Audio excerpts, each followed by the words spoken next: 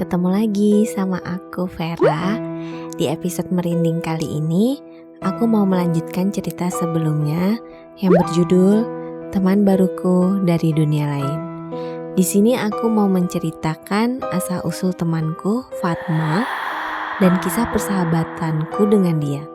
Kalau kalian belum tahu siapa Fatma itu, kalian bisa nonton di video aku sebelumnya. Semoga episode merinding kali ini bisa bikin kalian merinding.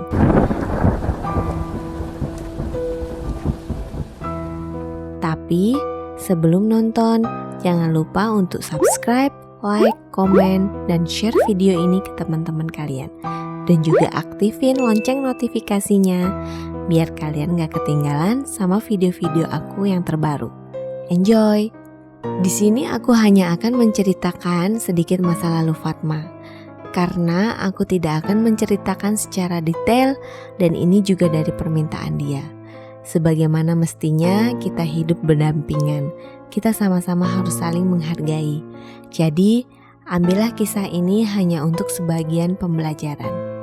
Fatma adalah gadis remaja 16 tahun yang cantik, ceria, dan penuh semangat. Pada waktu itu, dia memiliki seorang kekasih. Tapi, sang kekasih memiliki sifat yang kurang baik. Fatma sering mengalami kekerasan verbal maupun fisik. Pada suatu saat, kekasihnya melakukan kekerasan seksual pada dirinya. Hatinya pun hancur, kecewa, sakit hati. Dan yang lebih parah, sang kekasih pun meninggalkannya dalam keadaan yang mengenaskan. Dia merasa hidupnya pun berhenti detik itu juga. Dia merasa dirinya kotor.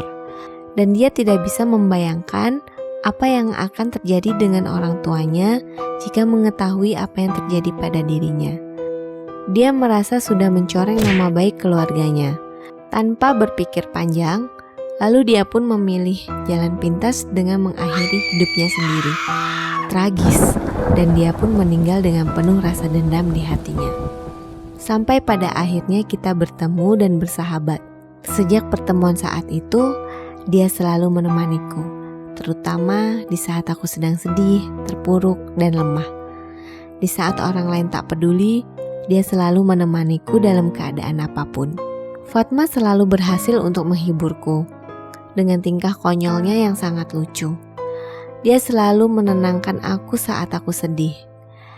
Dia tidak ingin aku melakukan hal bodoh yang pernah dia lakukan. Dia memberikan warna baru di hidupku. Sudah jelas, karena baru kali ini aku bersahabat dengan hantu. Dia memang hantu.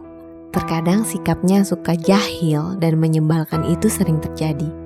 Contohnya, pada saat aku mau pergi jalan-jalan dengan pacarku, dia memaksa untuk ikut. Dan dia selalu senang kalau aku ajak jalan-jalan. Kalau aku perginya pakai taksi online, dia pun duduk di depan sebelah dengan drivernya. Sepanjang jalan, dia banyak bertanya kepadaku apa yang tidak dia ketahui yang ada di mobil pada waktu itu. Dia menanyakan alat apa yang bergerak seperti jarum jam, tapi tidak searah jalannya. Dan aku pun tertawa. Aku jawab, itu namanya speedometer. Dia pun menganggukkan kepala berusaha untuk mengerti. Dan aku yakin dia tidak pernah mengerti. Dan sampai sekarang, dia masih heran setiap melihat speedometer mobil. Lalu aku ajak dia jalan-jalan ke mall. Dan seperti biasa, dia banyak bertanya apa yang dia tidak ketahui. Seperti contohnya, dia melihat orang jualan makanan yang unik-unik. Ya mungkin pada saat masa hidupnya dulu, dia tidak pernah menemukan makanan seperti itu. Dan pernah juga waktu aku jalan-jalan ke salah satu tempat pariwisata. Dan di tempat itu dia tidak boleh masuk. Entahlah, mungkin tempat itu memang dijaga. Dia pun kesal karena tidak boleh masuk. Itulah sikap-sikapnya sering membuatku tertawa terhibur. Kadang, aku pun juga sering kesal dengannya kalau dia menggangguku terus. Mungkin dia hanya ingin bercanda denganku, tapi waktu itu aku lagi capek, dan aku pun memarahinya. Pernah dia tidak datang menemuiku sampai berhari-hari karena aku memarahinya. Aku merasa kesepian dengan tingkah konyolnya. Aku panggil-panggil dia pun tidak kunjung datang. Lalu keesokannya dia baru datang dengan wajah sumringah seperti tidak pernah terjadi apa-apa. Aku pun meminta maaf karena sudah marah-marah dengannya.